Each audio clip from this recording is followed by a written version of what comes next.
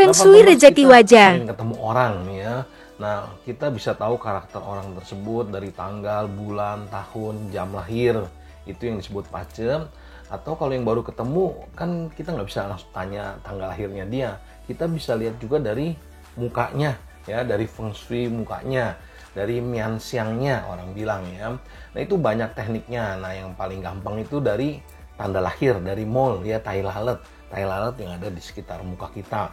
Nah, memang banyak variasinya. Nah, ini berguna nih untuk sales atau untuk yang pekerjaannya sering ketemu orang atau yang cari pasangan, kita bisa tahu nih ya kurang lebih dia seperti apa.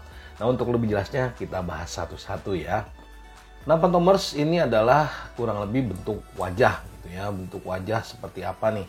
Dia ada tanda, ya saya udah kasih angka 1, angka 2, angka 3 ya, angka 4. Nah, Pantomers bisa lihat, nah artinya angka 1, angka 2, angka 3 itu dia adalah orang ini bisa ada masalah dengan orang yang lebih tua atau yang lebih senior dari dia.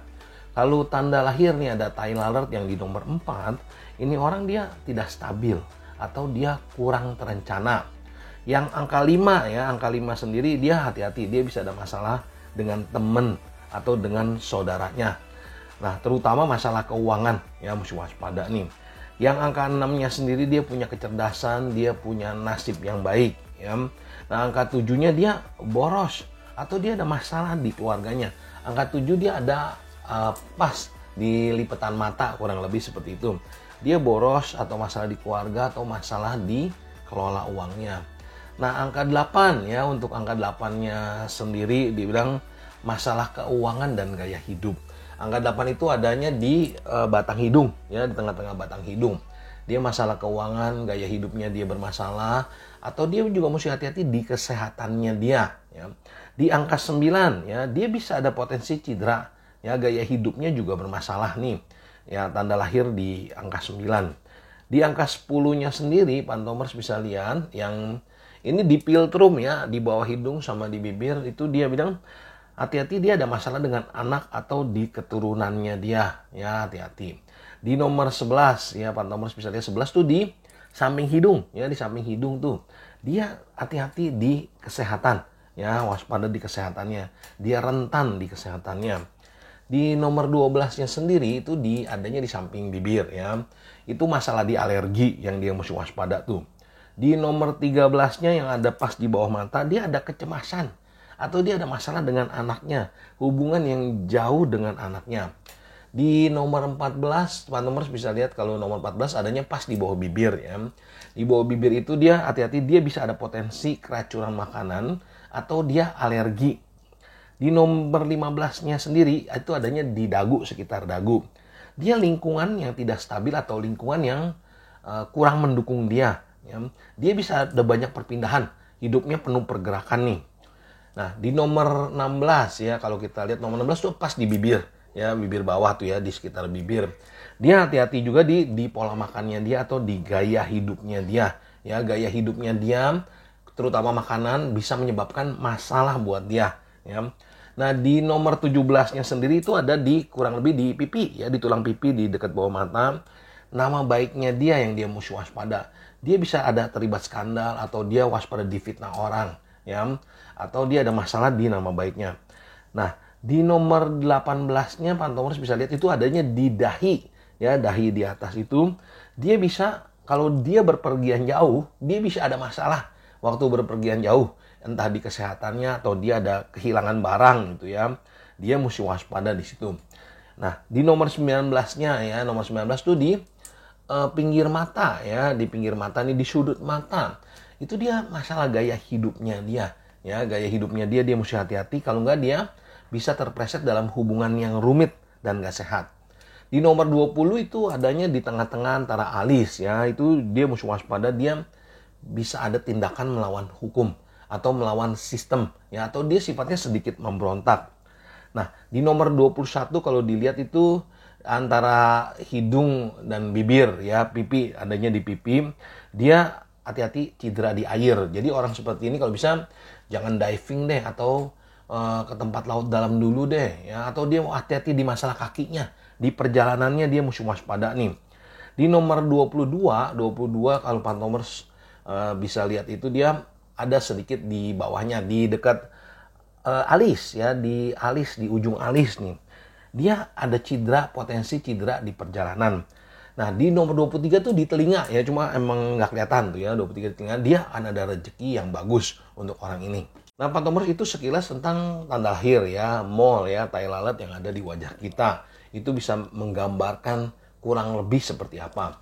Nah, ada satu lagi ya, jadi dalam feng shui wajah sendiri dia ada yang namanya 12 chamber, 12 lokasi yang bagus di wajah kita. Nah, kita akan bahas juga nih ya. Nah, Pak Thomas, dalam wajah kita bagi jadi kurang lebih jadi 12 sektor ya, atau 12 titik nih. Nah, masing-masing titik itu dia ada maknanya. Kalau tadi adalah tai lalat, ini adalah titik dalam wajah kita.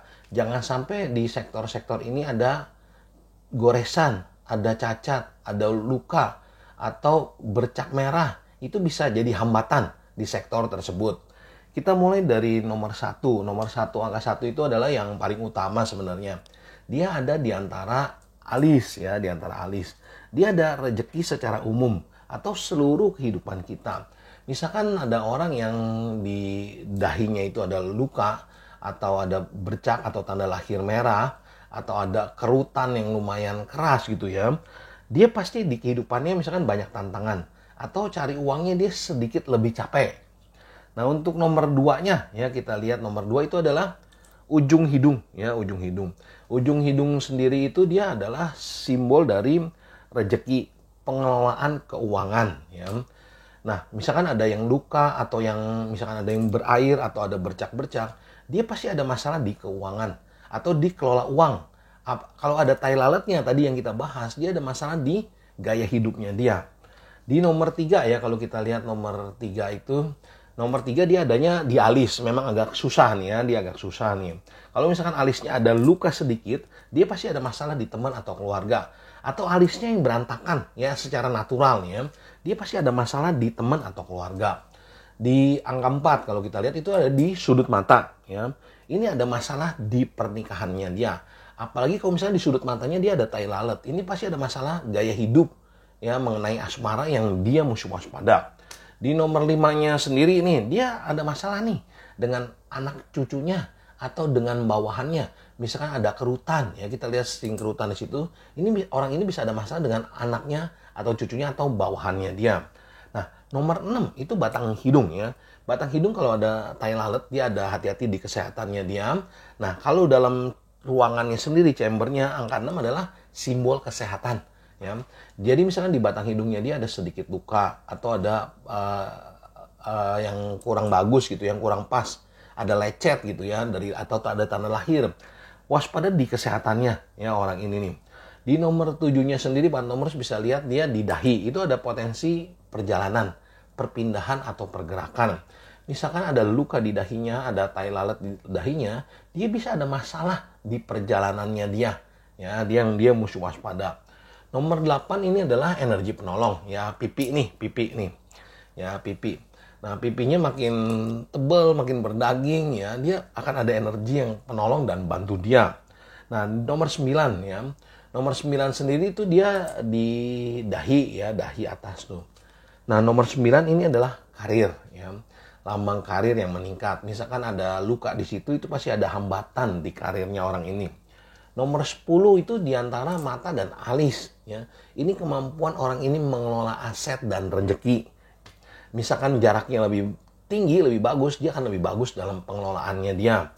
Nah, nomor 11-nya sendiri dia adalah nasib baik. Ini pas di atas alis nih ya. Misalkan mulus, nggak ada luka, dia dalam hidupnya ada nasib baik aja ya yang menolong dia. Ada di emosinya, mentalnya ya. Kalau itu ada luka sedikit atau ada cacat sedikit, dia mesti waspada, ada masalah di emosinya dia atau mentalnya dia. Di 12 ya, 12 tuh di atas alis ya, di atas alis dekat dahi. Itu orang tua ya, itu ada masalah dengan orang tua. Nah, Pak Thomas, itu sekilas garis besar tentang pembacaan garis wajah ya. Semoga ini bermanfaat. Kita bisa lihat nih ya.